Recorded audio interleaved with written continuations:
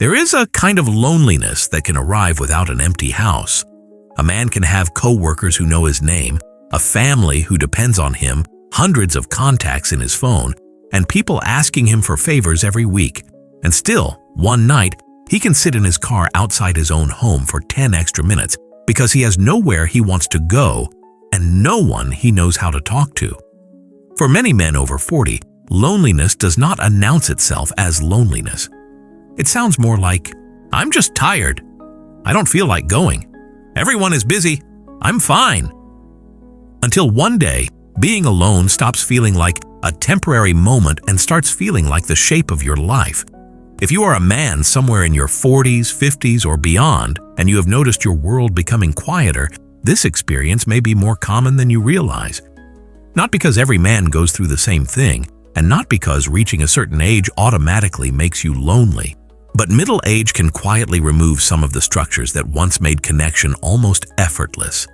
Friends scatter, families change, careers become demanding, relationships shift, parents age, children need you differently, and somewhere along the way, you may discover that you have become very good at being needed without becoming very good at being known. If conversations like this help you put words to things you normally keep to yourself, subscribe to A Friend to Heal With. And tell us in the comments what city, state, or country you are watching from. Sometimes simply seeing where other people are listening from can remind us that isolation is not the same thing as being alone in what we feel.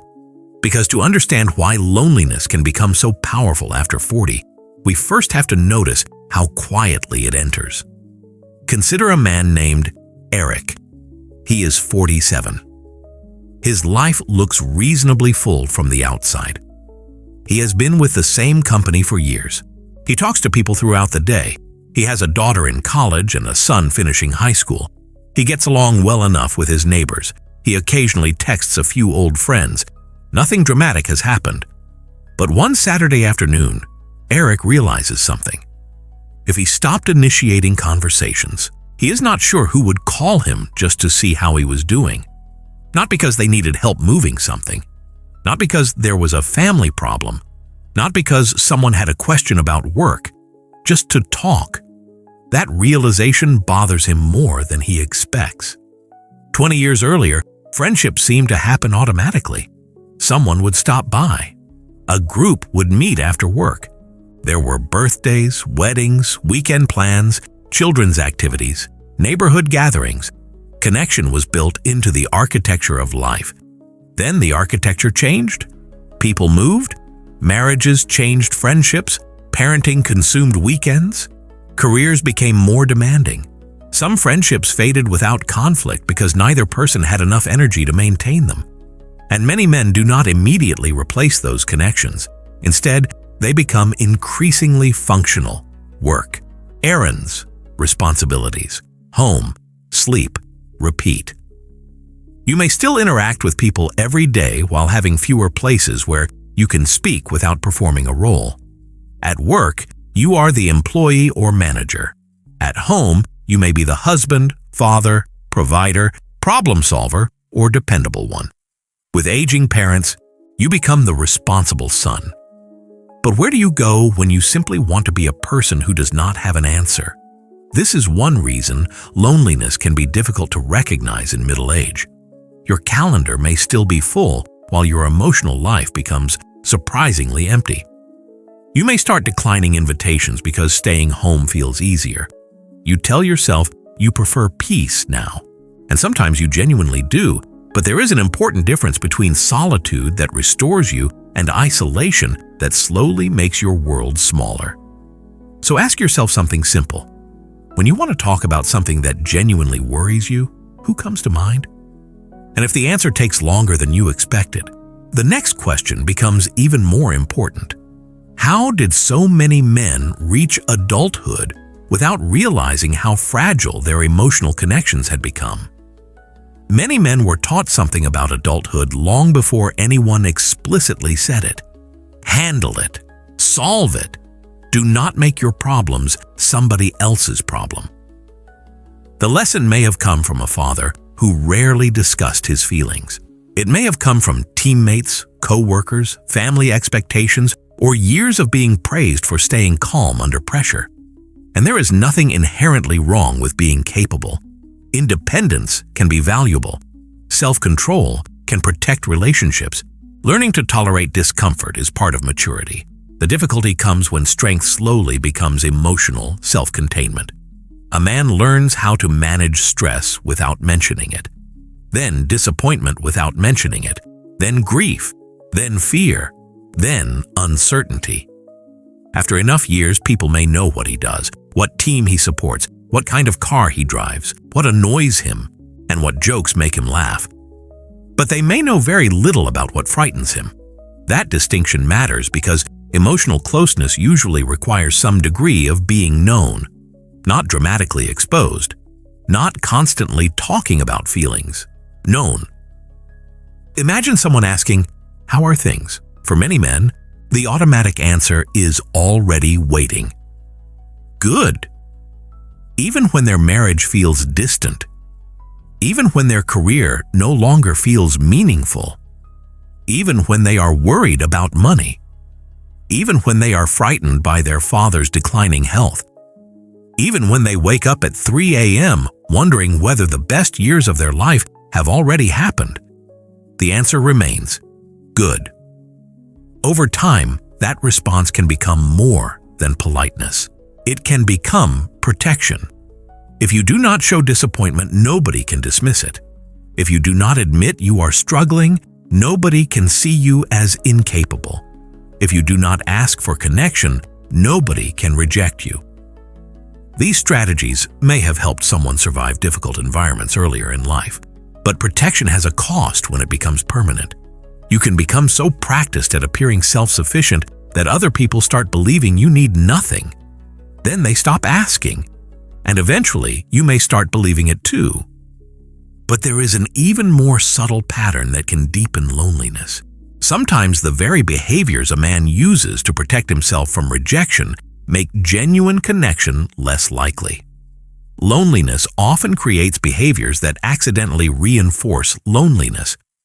Imagine you have not heard from a friend for several months. One interpretation is, we should catch up. Another is, if he wanted to talk, he would call. That second thought can feel safer because it protects your pride. So you do not reach out. Your friend may be thinking exactly the same thing. Another month passes. Now, reaching out feels slightly awkward. 6 months later, it feels strangely significant. Eventually, the friendship becomes something you remember rather than something you participate in. This can happen in other relationships too. A man feels disconnected, so he withdraws. Because he withdraws, people contact him less often. Because people contact him less often, he concludes that nobody really cares. That conclusion makes withdrawal feel justified. The circle closes. There is another version of this pattern. Instead of reaching toward people, someone fills the uncomfortable space. More work, more television, more scrolling, more projects around the house. Anything that prevents the quiet question from becoming audible. Who actually knows me anymore? Again, these behaviors are not moral failures. They may be ways of protecting yourself from vulnerability, disappointment, or the embarrassment of admitting you want more connection than you currently have. But what protects you from rejection can also protect you from intimacy. That is worth sitting with. Maybe you have not stopped caring about people. Maybe you have become careful about needing them. And those are not the same thing. If this chapter describes something you've experienced, you can simply write "I understand" in the comments. You do not have to explain your entire story. Sometimes recognizing the pattern publicly, even in 2 words, is a small way of stepping outside it. And if you know another man who has slowly disappeared into his routine, consider sharing this video with him. Because breaking this cycle usually does not begin with becoming more social. It begins with understanding what genuine connection actually requires after 40. When you were younger, friendship often came with built-in repetition. You attended the same school, worked the same shift, played on the same team, raised children in the same neighborhood, saw the same people every weekend. Repeated contact created closeness almost without planning. Middle age changes that. Connection becomes less automatic. And if you continue waiting for relationships to happen the way they happened at 25, you may wait for a very long time. This is where a different approach becomes useful. The first step is not finding 10 new friends. It may be strengthening one existing connection. Choose someone you already respect but have lost touch with. Instead of sending the vague message, "We should get together sometime," make the invitation specific. Want to grab coffee Saturday morning? Are you free for lunch next Thursday? I haven't talked to you in a while. How have you really been? Specificity reduces friction. The second step is allowing conversations to become slightly more honest. You do not have to reveal everything. Try moving one level deeper than your usual answer. If someone asks how work is going, instead of "fine," you might say, "I've been questioning whether I want to keep doing this for another 10 years. That sentence creates an opening. It gives the other person permission to become more real too. The third step is building connection around repetition rather than waiting for chemistry. Join something that puts you around the same people regularly. A community group, a recreational sports league, a class, a volunteer organization, a walking group, a faith community, if that matters to you, a professional group where conversations can eventually move beyond work. The activity matters less than consistency. Adults often expect instant friendship and become discouraged when it does not happen. But closeness usually grows through repeated, ordinary contact. 5-minute conversations become 20-minute conversations. Familiarity becomes trust. Trust sometimes becomes friendship. And if you notice that loneliness has become overwhelming or is tied to persistent emotional distress, that is difficult to manage alone, talking with a qualified mental health professional can also provide a place to understand what you are carrying and how you relate to others. Seeking support does not cancel independence. Sometimes independence includes knowing when a problem deserves more than private endurance. Yet rebuilding connection involves more than finding other people. There is one relationship many men discover they have neglected for decades, the relationship with the person they have become. And that is where the final shift begins. At some point in middle age, an uncomfortable question can appear. Who am I when nobody needs anything from me? For years, identity may have been built around usefulness, providing, fixing, working, raising children, protecting a family, meeting deadlines, paying bills, being dependable. Those roles can carry enormous meaning, but roles change. Children become independent. Careers plateau or end. Relationships evolve. Bodies age. Parents die. Friends relocate. And when familiar roles become smaller, some men experience not only loneliness, but an identity gap.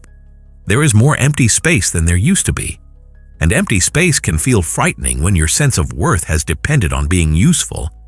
But it can also become an invitation, not to abandon responsibility, to expand your definition of who you are. Perhaps there are interests you stopped pursuing because life became busy. Perhaps there are friendships you assumed were gone that could still be contacted. Perhaps there are parts of you that have been reduced to hobbies because they never seemed productive enough to deserve serious attention. Music, woodworking, fishing, teaching someone younger, travel, cooking, writing, coaching, building something, learning something, serving somewhere. The goal is not to keep yourself occupied so you never feel lonely.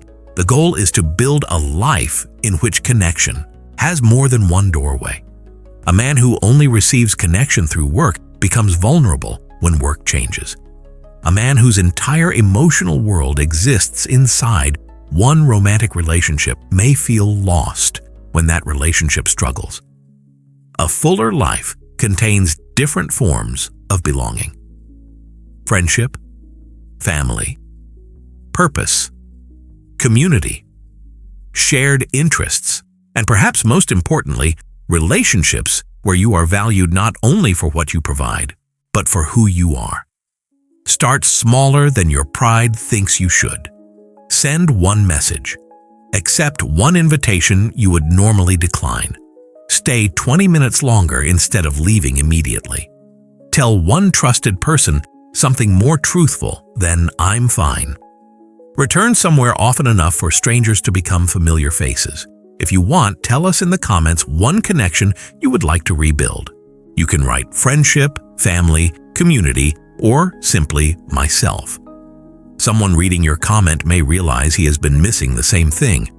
And if you want more conversations about the parts of adulthood people often carry quietly, subscribe to A Friend to Heal With. This channel is here to remind you that emotional struggles do not become less human just because you've become good at hiding them. Because perhaps the biggest mistake we make about loneliness is believing it means nobody is there. Sometimes it means we have forgotten how to let ourselves be reached. If you are over 40 and your life feels quieter than you expected, you do not have to transform everything at once. You do not need a completely new social circle by next month. You do not need to become more outgoing. And you do not need to tell your deepest story to everyone you meet. You may only need to stop treating connection as something that should happen automatically. A message can be a beginning. An honest sentence can be a beginning. Returning to the same place each week can be a beginning. Letting someone know that you would actually like their company can be a beginning.